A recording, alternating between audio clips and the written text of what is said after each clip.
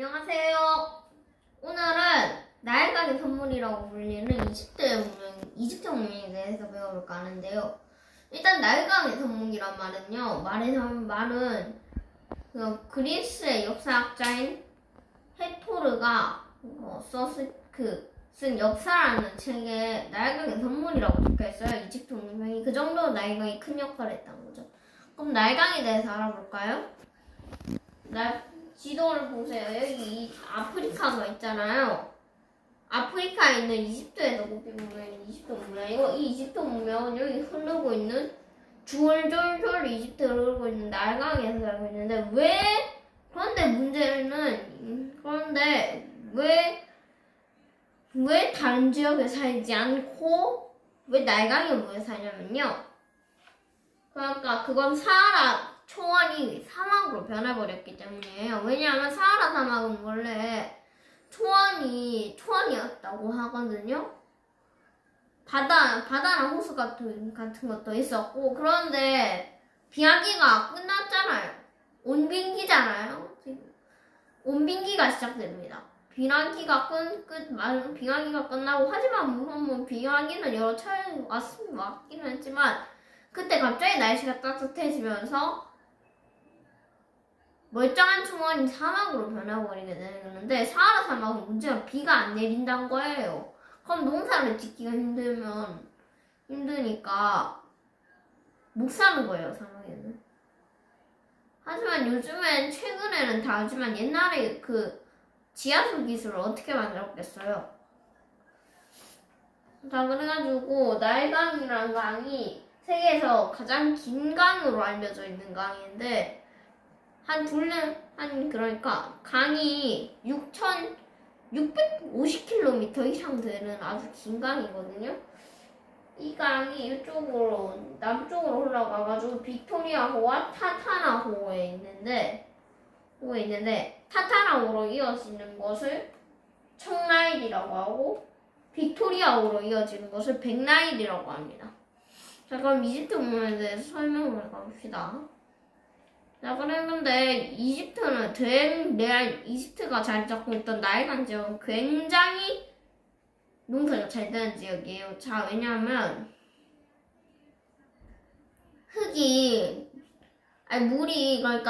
흙을 덮거든요. 그러면 기름져져요, 땅이. 그러니까 왜냐하면 물에 흘러온 그런 흙이 묻히면 여기 막 깔리면서 이게 기름진 땅이거든요. 그래가지고 거름을 굳이 주지 않아도 식물이 자라는 아주 기름진 땅이었어요. 이 땅을 나일강 삼각주라고 하는데요. 이 삼각주를 기준으로 이집트는 하이집트와 상이집트로 나눌 수도 있어요. 이집트도 물론 처음엔 하나의 나라도 아니었습니다. 여러 개의 나라가 있었는데, 최초 이집트를 통일한 고왕국이 기원전 3000년대에 자리 잡는데, 그런데 고왕국은 왕권이 셌거든요, 되게. 그걸 어떻게 하느냐? 피라미드를 통해서 알죠.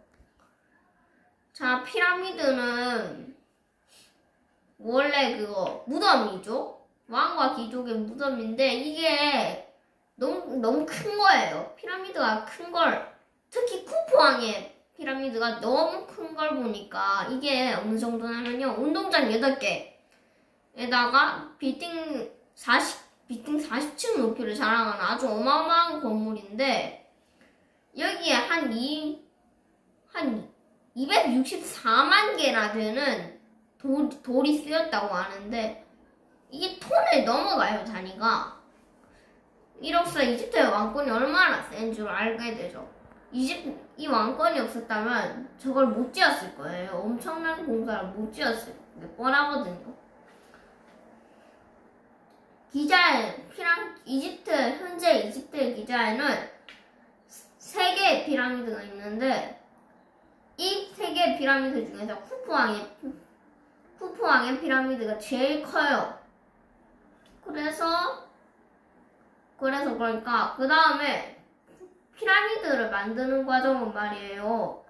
혹시 노예를 먹었을지도 모른다는 생각까지 물론 있겠지만 전혀 그렇지 않았어요. 이집트는. 왜냐하면 이집트가 그거 농한기 때 농민들을 데려와가지고 월급을 주고 시켰거든요, 일을.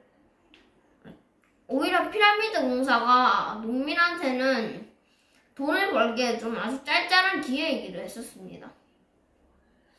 이 평가에 대해서는 역사학자들도 굉장히 논쟁을 많이 하는데요.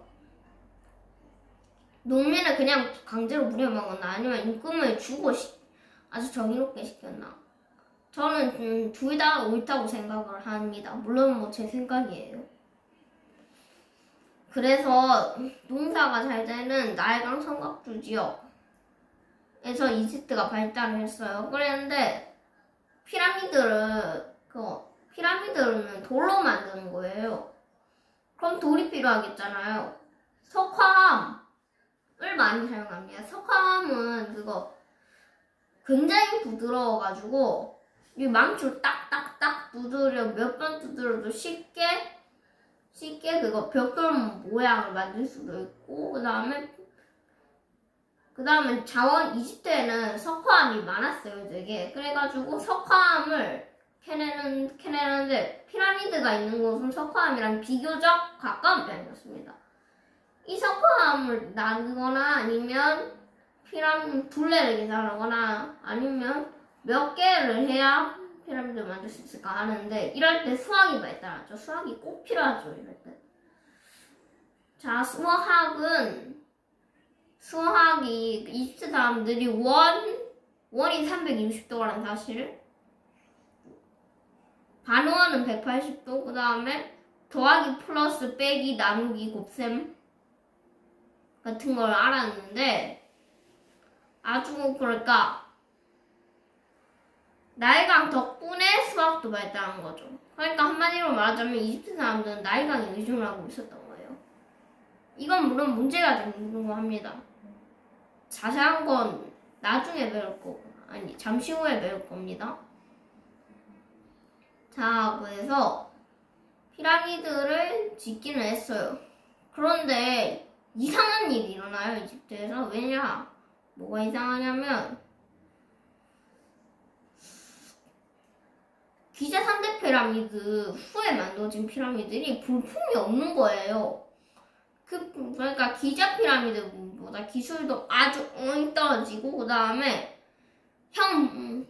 돌도 너무 적겠습니다. 이래 와가지고 이집트가 뭐가 문제가 있는 거죠. 무슨 문제가 있냐고요? 당연히 나일강. 나일강이 왜 문제가 되냐면요. 이집트 사람들은 나일강에 하나부터 10까지 싹 다 나일강에 의존을 해요. 사막에는 쌀 수가 없으니까 절대 의존을 하는데, 이 나일강이 만약에 흉년이 든다면 어떻게 될까요?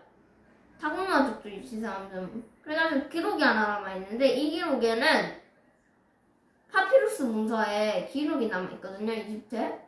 파피루스가 뭐예요? 파피루스는 나일강 삼각주에서 자라는 식물인데, 이 식물로 종이나 파피루스에서 나오는 즙으로 음료수, 책 같은 종이를 만들어내는데, 종이는 물론 그 당시에는 종이였어요. 아무튼 중국의 종이가 만들어진 건 기원 후 100년쯤에 만들어졌는데, 파피루스는 그 몇 천 년 전에 썼으니까요.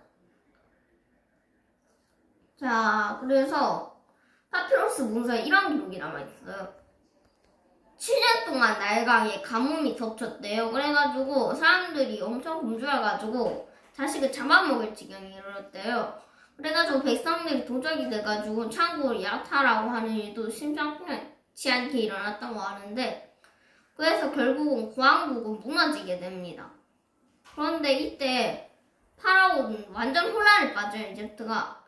파라오가 무려 8명이었다고 하니까 진짜 놀랍죠. 파라오는 뭐예요? 그럼 파라오는 이집트에서 왕을 뜻하는 뜻인 말인데, 파라오를 즉 태양신의 아들, 이라고 생각을 했대요. 이집트 사람들이. 기가 막히게도 파라오가 파라오는 그런데 흉년이 들었잖아요.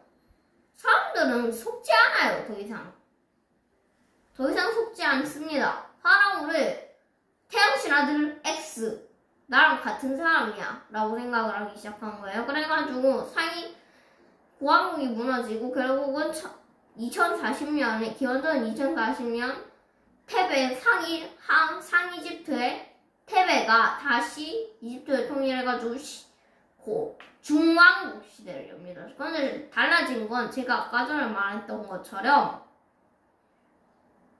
피라미드 같은 거대한 건축물을 짓지 않아요. 중왕국이 되니까. 왜냐하면 파라오의 권위가 떨어졌잖아요.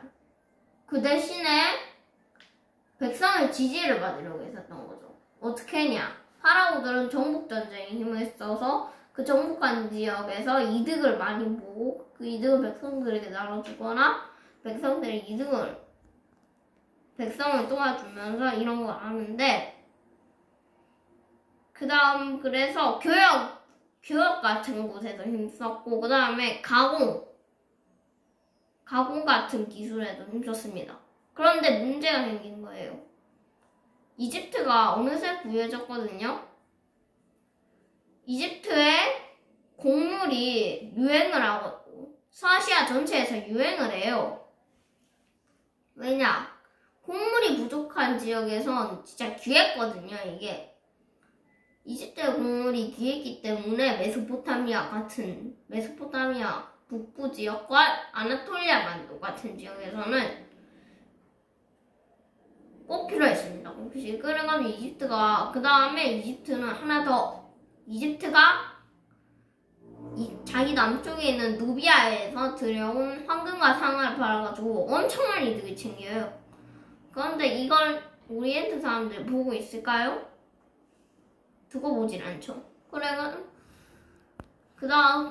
그러자 중왕국이 세워진 지 한 400년쯤 됐을 1640년에 기원전 1640년에 레반트는 뭐냐면 지도 설명을 해보겠습니다. 여기 이집트가 여기 있잖아요.